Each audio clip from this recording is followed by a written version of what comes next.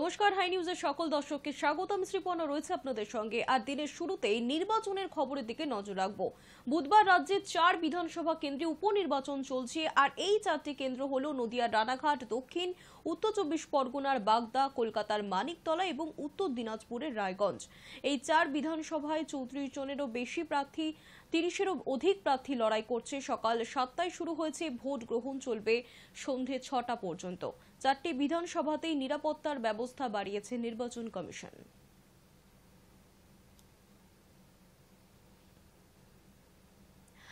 এই মুহূর্তে জানবো কলকাতার মানিকতলাতে কিরকম ভোট রয়েছে। আমার সঙ্গে রয়েছেন আমার সহকর্মী অভিষেক সিংহ। অভিষেক, মানিকতলায় ভোট এখনো পর্যন্ত কি পরিস্থিতি?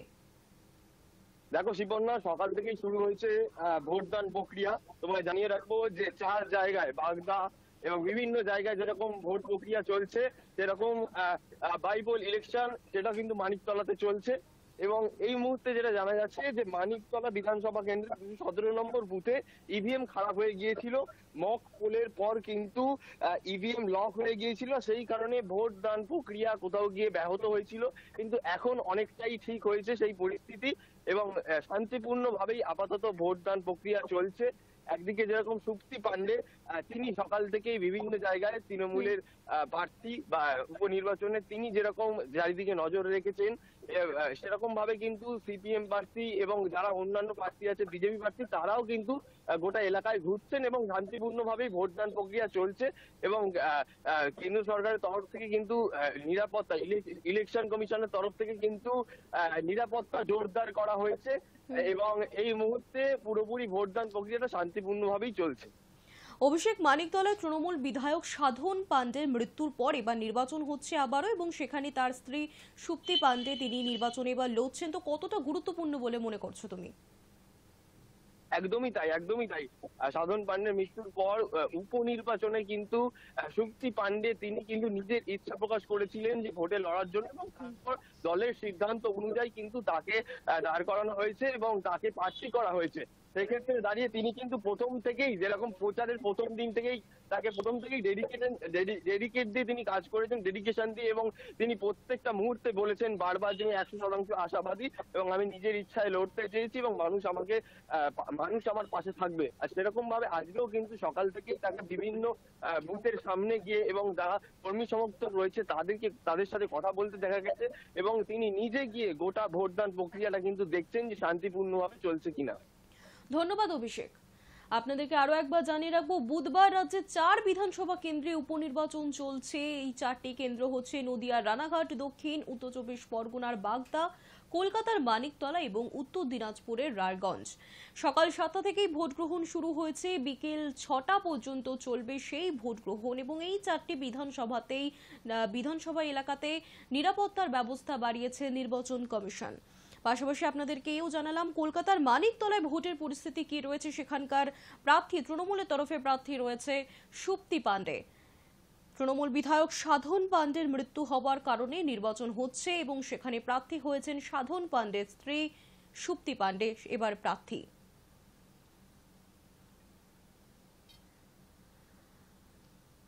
বুধবার পশ্চিমবঙ্গের 4টি বিধানসভায় উপনির্বাচন শেষ মুহূর্তে। 4টি বিধানসভাতে নির্বাচনের ব্যবস্থা বাড়িয়েছে নির্বাচন কমিশন। উত্তর 24 পরগনার বাগদা, নদিয়ার রানাঘাট দক্ষিণ, উত্তর দিনাজপুরের রায়গঞ্জ এবং কলকাতার মানিকতলা বিধানসভায় প্রার্থী হিসেবে করা হয়েছে। কলকাতার মানিকতলাতে তৃণমূল বিধায়ক সাধন পান্ডের মৃত্যুর পর এবার নির্বাচন হচ্ছে।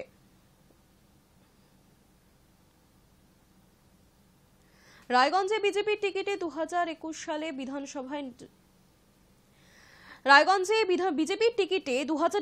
বিধানসভা নির্বাচনে জয়ী হওয়ার পরও তৃণমূলে যোগ দিয়েছিলেন কৃষ্ণ কল্যাণী। আর 1 বছর লোকসভা নির্বাচনে বিধায়ক পদ থেকে পদত্যাগ করে ফের ঘাসফুল শিবিরের হয়ে রায়গঞ্জ আসনে দাঁড়িয়ে পরাজিত হয়েছেন। বাগদা রানাঘাট দক্ষিণ বিধানসভাতেও বিজেপির টিকিটে 2021 নির্বাচনে জয়ী হয়ে তৃণমূলে যোগ দিয়ে এবারে লোকসভা নির্বাচনে লড়াই করছেন বিশ্বজিৎ দাস এবং মুকুটমণি অধিকারী।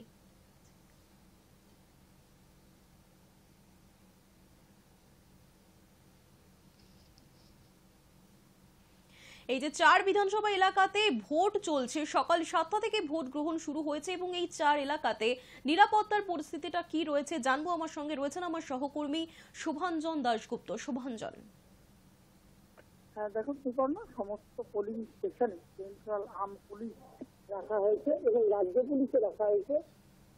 একটা পোলিং সেন্টারের কিউআরটি অর্থাৎ রেসপন্স টিম রাখা হয়েছে, কোনো রকম সমস্যা হলে যাতে তারা সেখানে পৌঁছে দিতে পারে। এবং রায়গঞ্জে সব থেকে বেশি কিউআরটি সব থেকে বেশি মোতায়েন করা হয়েছে মানিকতলা, 49 সেকশন কিউআরটি এবং টোটাল 147টা কুইক রেসপন্স টিম রাখা হয়েছে। সব থেকে বড় কথা হচ্ছে যে এখানে প্রত্যেকটা বুথে যাতে রাস্তা চলা যায় এবং সেটাকে যাতে পরিষ্কারভাবে সেই ক্যামেরাগুলো লাগানো থাকে সেটাও নিশ্চিত করেছে কেন্দ্রীয় নির্বাচন কমিশন। এখানে 12 জন পর্যবেক্ষক রাখা হয়েছে নির্বাচনে, একজন পুলিশ পর্যবেক্ষক রাখা হয়েছে।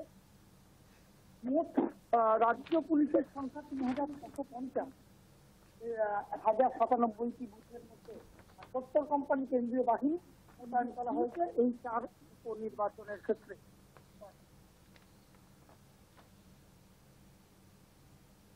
ধন্যবাদ শুভাঞ্জন।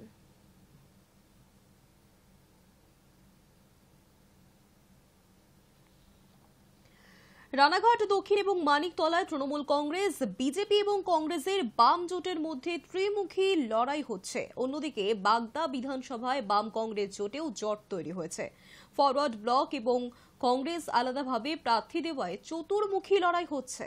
2021 সালের বিধানসভা এবং 2024 সালের লোকসভা নির্বাচনের ফলাফল অনুযায়ী বিজেপি ভালোভাবে জেতার অবস্থাতে রয়েছে রায়গঞ্জ, রানাঘাট দক্ষিণ এবং বাগদা বিধানসভায়। অন্যদিকে তৃণমূল কিন্তু এগিয়ে রয়েছে কলকাতার মানিকতলায়। এবছর কলকাতার মানিকতলায় যে নির্বাচন হচ্ছে সেখানে তৃণমূলের তরফে প্রার্থী করা হয়েছে প্রয়াত সাধন পাণ্ডের স্ত্রী সুপ্তি পাণ্ডেকে। সকাল থেকেই চলছে ভোট গ্রহণ, বুথে বুথে ভোট প্রার্থীরা ঘুরে দেখছেন সেখানকার পরিস্থিতি। নিরাপত্তা ব্যবস্থাও যথেষ্ট রাখা হয়েছে।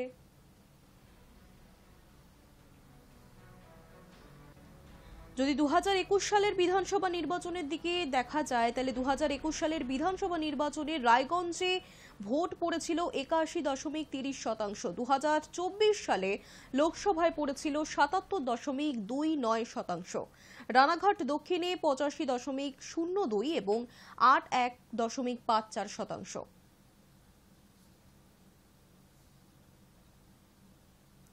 বুধবার পশ্চিমবঙ্গের 4টি বিধানসভায় উপনির্বাচন রয়েছে। বাগদা, তার মধ্যে রয়েছে বাগদা রয়েছে, কলকাতার মানিকতলা রয়েছে, রায়গঞ্জ রয়েছে।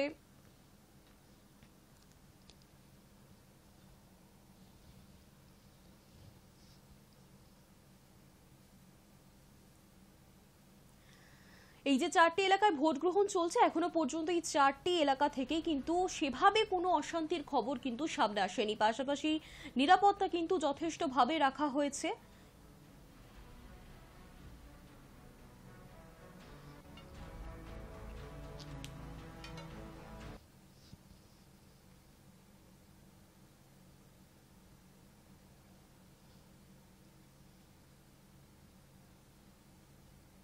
সকাল থেকে বুথে বুথে ভোট পর্ব ঘুরে দেখছেন তৃণমূল প্রার্থী মধুপর্ণা ঠাকুর। তবে গভর্নমেন্ট অফ ইন্ডিয়া লেখা গাড়িতে চড়ে ঘুরতে দেখা গেল রাজ্যসভার সাংসদ মমতা ঠাকুরের মেয়ে। বাগদা উপনির্বাচনে এবারে তৃণমূল প্রার্থী মধুপর্ণা ঠাকুরকে সংবাদ মাধ্যমের কর্মীরা বিষয়টি নিয়ে কথা বলতেই ঢেকে দেওয়া হলো গভর্নমেন্ট অফ ইন্ডিয়ার বোর্ড।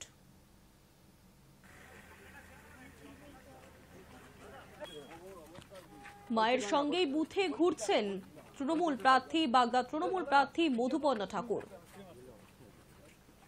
গভর্নমেন্ট অফ ইন্ডিয়ার বোর্ড লেখা গাড়িতে ঘুরছেন মধুপর্ণা ঠাকুর।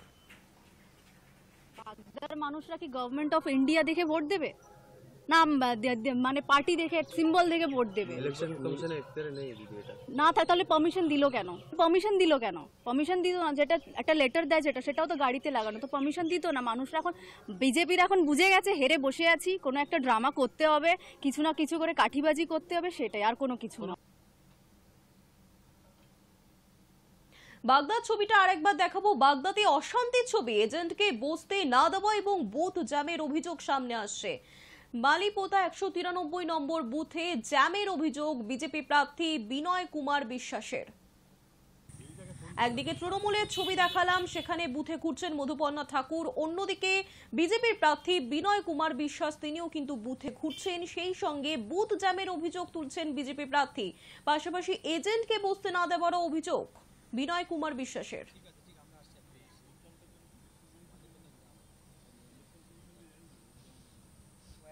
এজেন্ট বসতে দেয়নি, বুথ জাম করে রেখেছে, সেখানে যাচ্ছি আমরা, আমাদের লোক পৌঁছাচ্ছে, পৌঁছানোর পরে সিআরপিএফ জওয়ানও পৌঁছাচ্ছে, সেখানে স্থিতি মানে ঠিকঠাক করে দিচ্ছে আর কি। এখনো পর্যন্ত শান্তিপূর্ণ কি বলবো, বাইরের থেকে বহিরাগত সন্ত্রাস সেখানে নিয়ে আসে, যেটা আমাদের কাছে খবর আছে, কিন্তু আমরা সর্বশক্তি দিয়ে এটাকে লড়াই করব, আমরাই এখানে জিতবো, কোনো সমস্যা নেই।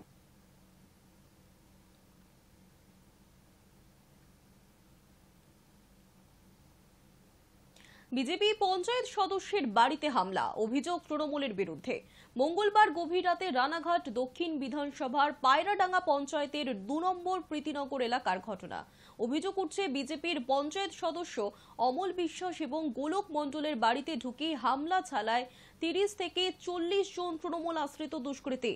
এরপরে দুটি বাড়িতে ঢুকে ভাঙচুর চালানো হয় বলে অভিযোগ। হামলার জেরে আহত হয়েছেন বাড়ির এক নাবালিকা।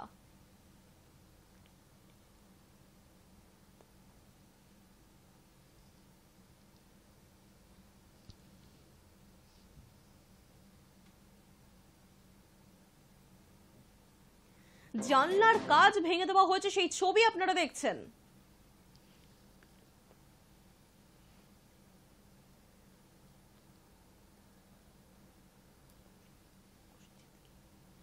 বিজেপির পঞ্চায়েত সদস্যের বাড়িতে হামলা, ভেঙে দেওয়া হলো জানলার কাজও। অভিযোগের তীর তৃণমূলের বিরুদ্ধে। জানবো বিস্তারিত, আমার সঙ্গে রয়েছেন আমার সহকর্মী প্রসেনজিৎ। প্রসেনজিৎ, দেখা যাচ্ছে ছবিতে, দেখা যাচ্ছে প্রসেনজিৎ চৌধুরী রয়েছে আমার সঙ্গে।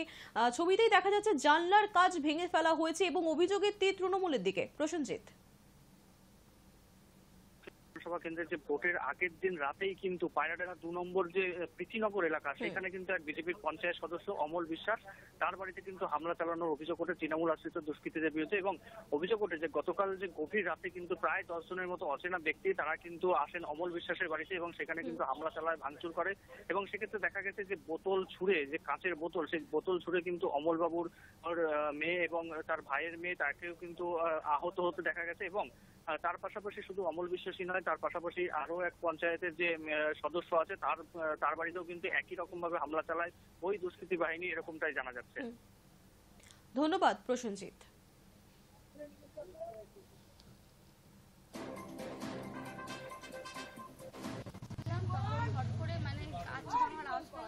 এবার আমাদের দোকানের ওখানে হলো থামস আপ আর কোল্ড ড্রিঙ্কসের যে কাঁচা ছোট ছোট বোতল হয় না, ওইগুলো ছিল, ওগুলো দিয়ে মানে ভাঙচুর করছে।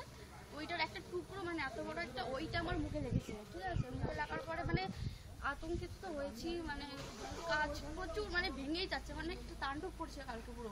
রাত্রি ঠিক 1টা নাগাদ হঠাৎ প্রথমে আমাদের চোরমাই বুদ্ধের যে গোলক মণ্ডল আমার বাড়িতে এক করে, আমার বাড়ি রাত 12:30 নাগাদ এসছে আনুমানিক। কারা এসছে?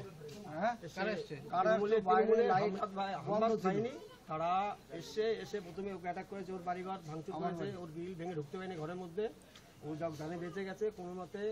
ওর বউ ওয়াইফ আমাকে ফোন করে জানায় যেরকম আমার কাকা আমাদের বাড়ি এসেছিল হামলা করছে, তোমরা সেফটি হয়ে যাও। এর মধ্যে মিনিট 5-এর মধ্যে দেখলাম অন্তত 30 থেকে 40 জন মোটরসাইকেলে এসে এখানে সব দাঁড়ালো। এখানে এসে থেকে আমার উপর অ্যাটাক করে। আমার এই ভাইজি, আমার ভাইয়ের চোখের এখানে কাজ হয়ে গেছে এবং ভাইজি পুলিশের সরাতকাল পুলিশ এসেছিল, বলছিল, পুলিশ বলেছে যে আপনাকে চিনতে পেরেছেন, কিন্তু আমরা চিনতে পারিনি, সব মুখ ঢাকা ছিল। চারিদিকে নগর নদীর জল, মাঝখানে ভোট কেন্দ্র। রায়গঞ্জ বিধানসভার গৌরীগ্রাম পঞ্চায়েতের অনন্তপুরে এমনই দৃশ্য ধরা পড়ল আমাদের ক্যামেরায়। অনন্তপুর প্রাইমারি স্কুলের 37 এবং 38 নম্বর বুথের ছবি। 3 থেকে 4 দিনের বিক্ষিপ্ত বৃষ্টিতেই এই দশা। নদীর জল বেড়ে যাওয়ায় এর মধ্যে অনেকেই ঘর ছাড়া, তবু ভোট দিচ্ছেন এলাকার মানুষ। ভোট দিতে কেউ এসেছেন হাঁটু জল ডিঙিয়ে, কেউ বা গলা জল পেরিয়ে। ভোট কেন্দ্রেও জলে থই থই। এখানকার ভোটাররা চাইছেন যিনি জিতুন ফি বছরের এই বানভাসী পরিস্থিতি সুরাহা করেন যেন তিনি। বহু বছর ধরেই এমনই চেয়ে আসছেন তারা, কিন্তু ভোটে জিতে নেতারা কখনো প্রতিশ্রুতি রাখেনি বলে অভিযোগ। অনেক প্রবলেম হচ্ছে, যেরকম পানি অনেক বেড়ে গিয়েছে, তার সাথে অনেকজনকে নৌকা হয়ে আসতে হচ্ছে, আবার বৃষ্টি হয়ে কোথাও কোথাও পানি হয়ে গেছে বা কাদা হয়ে গিয়েছে, তাদের অনেক অসুবিধা হচ্ছে। কালকে এখানে সেরকম জল ছিল না, ওই অবধি ছিল, কিন্তু আজ অনেকটা বেড়ে গিয়েছে, এই অবধি চলে এসছে। এটা নাগর নদী, কালকে সামান্য ছিল আর কি, আজকে একটু বাড়ছে। চতুর্দিক দিয়ে জল, জলমগ্ন। বাড়িতে নৌকা টোকা করে আসতে হয়, ভেড়াটা আসতে হবে। ভোটটা মূল্যবান, ভোট তো দিতেই হবে, আনন্দ সহিত ভোট দিতে। নিউজ টুডে এখনকার মতো এই পর্যন্তই। দেখতে থাকুন হাই নিউজ, নির্ভীক নিরপেক্ষ।